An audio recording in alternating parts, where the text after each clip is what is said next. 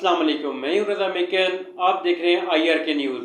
आइए जानते हैं कुछ ताज़ा तरीन अपडेट्स सदीक जान साहब से। आज तो शखाना 2 केस की समात है और मेरा ख्याल यह है कि आखिरी ये 3-4 समातें होंगी। अगर बहुत ज़्यादा भी होंगी तो 3 से 4 समातें होंगी, क्योंकि जज साहब शाहरुख अर्जुमन साहब बहुत जल्दी में नज़र आते हैं इस केस को कंक्लूड करने के हवाले से। तो देखते हैं आज इमरान खान साहब की उनकी बहनों से मुलाकात होती है, नहीं होती, होती है तो क्या गुफ्तगू बाहर आती है।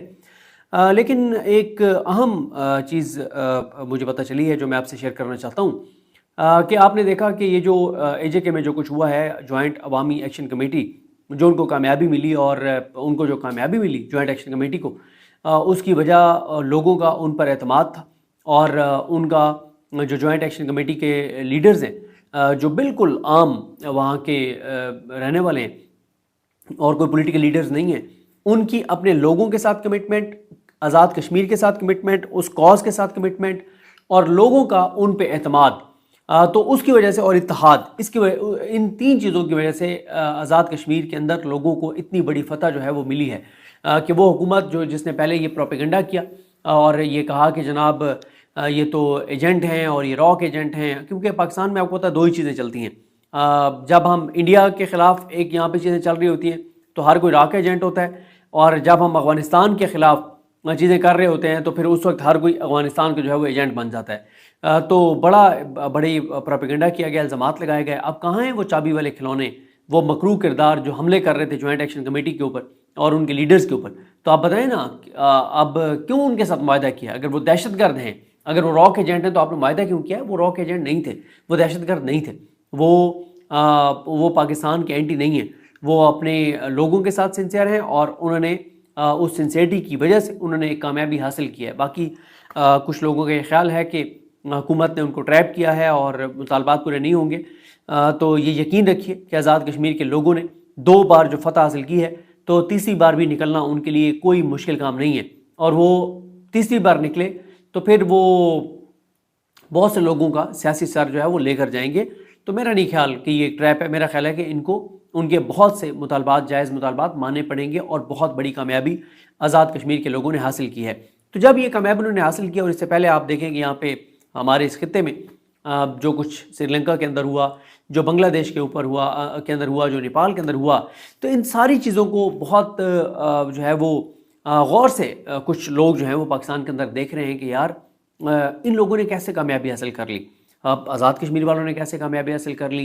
इन 3 मुल्कों में नौजवान निकले, स्टूडेंट निकले, यूथ निकली और कैसे उन्होंने हुकूमतों का तख्ता जो है वो उलट दिया।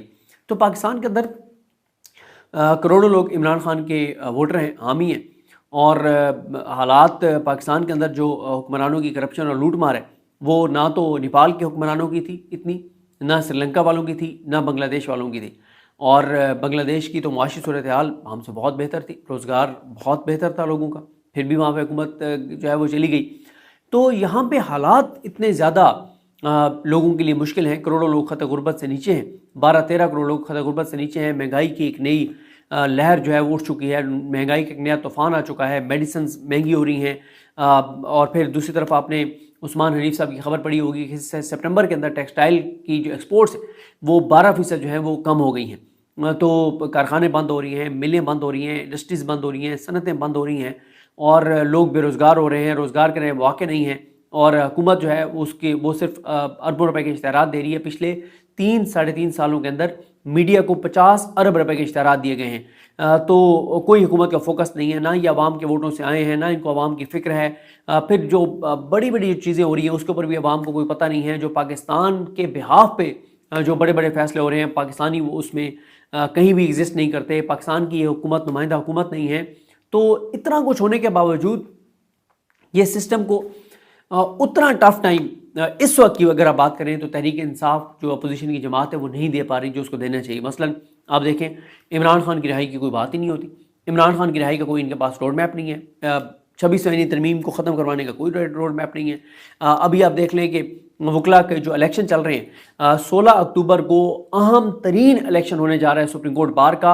और पिछली बार भी सुप्रीम कोर्ट बार का जो PTI का हमारे जैसा उम्मीदवार हारा था, उसकी वजह KPK से उसकी शिकस्त थी।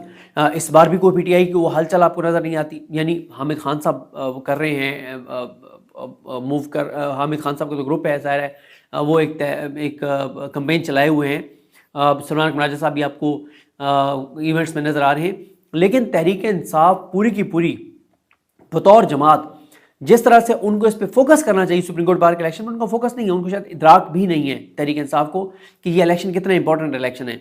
और बाकी हसन न्याजी अगर आज जेल में ना होते तो फिर मैं आपको कह सकता था कि ये 100 नहीं 1000% ये इलेक्शन तहरीक इंसाफ के हमायत याफ्ता तौफीक कासिम भट्ट साहब जीत जाएंगे। लेकिन ज़ाहिर है तहरीक इंसाफ पर फोकस नहीं है और शायद कहा भी गया हो कि आपने इसको फोकस नहीं करना है, क्योंकि सुप्रीम कोर्ट बार का जो इलेक्शन है वो इसलिए इंपॉर्टेंट है कि चीफ जस्टिस पाकिस्तान ने हर बड़े ये जो फैसला होता है अदलिया की, जो एक आप समझें कि जो एक मंसूबे होते हैं, प्लान्स होते हैं, जुडिशल पॉलिसीज़, और इन सारी चीज़ों में चीफ जस्टिस पाकिस्तान ने जो वाइस चेयरमैन होते हैं पाकिस्तान बार काउंसिल के, उनको और सुप्रीम कोर्ट बार के सदर को ऑन बोर्ड रखना होता है।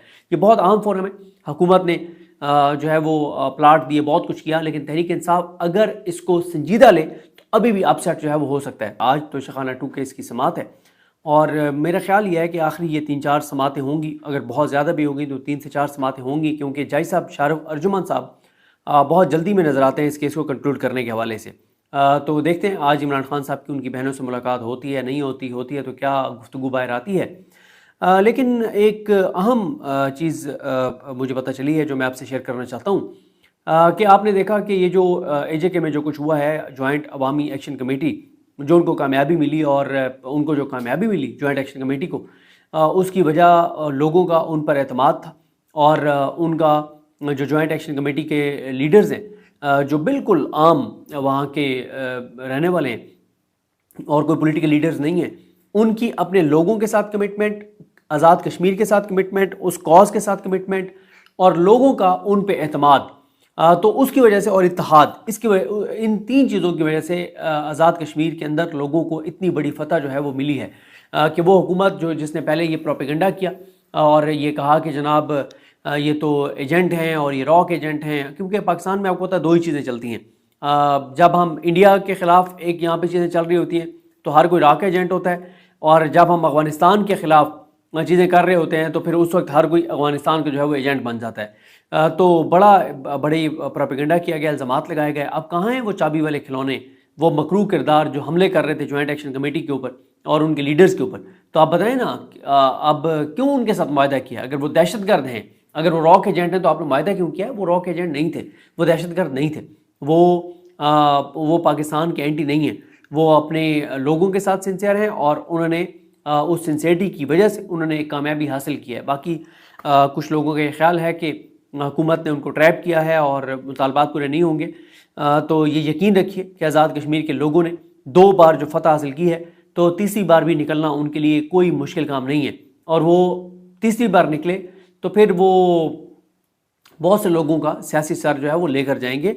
तो मेरा नहीं ख्याल कि ये ट्रैप है। मेरा ख्याल है कि इनको उनके बहुत से मुतालबात, जायज़ मुतालबात मानने पड़ेंगे और बहुत बड़ी कामयाबी आज़ाद कश्मीर के लोगों ने हासिल की है। तो नाज़रीन, ये थी आज की ताज़ा तरीन अपडेट्स जो आपने जानी सदीक जान की ज़बानी। इसी के साथ अपने मेज़बान रज़ा मेकन को इजाज़त दीजिए। अल्लाह हाफिज़।